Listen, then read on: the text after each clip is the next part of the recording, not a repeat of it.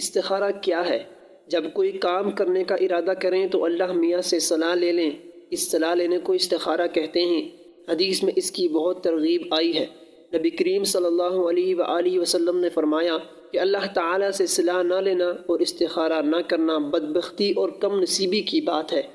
کہیں منگنی کرے یا بیاہ کرے یا سفر کرے یا اور کوئی کام کرے تو بغیر استخارہ کیے نہ کرے، تو انشاءاللہ تعالیٰ کبھی اپنے کیے پر پریشان نہ ہوں گے۔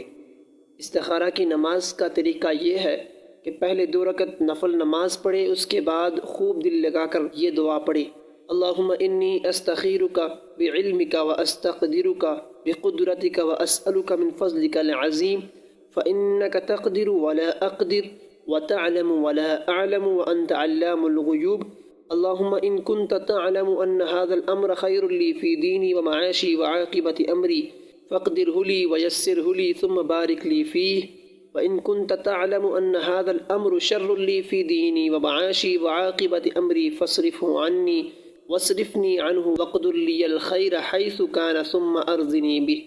اور جب هذا الأمر پر پہنچیں تو اس کے پڑھتے وقت اسی کام کا دھیان کر لیں جس کے لیے استخارہ کرنا چاہتے ہوں۔ اس کے بعد پاک و صاف بچھونے پر قبلہ کی طرف منہ کر کے باوضو سو جائیں۔ جب سو کر اٹھیں اس وقت جو بات دل میں مضبوطی سے آئے وہی بہتر ہے، اسی کو کرنا چاہیے۔ اگر ایک دن میں کچھ معلوم نہ ہو اور دل کا خلجان اور تردد نہ جائے تو دوسرے دن پھر ایسا ہی کرے۔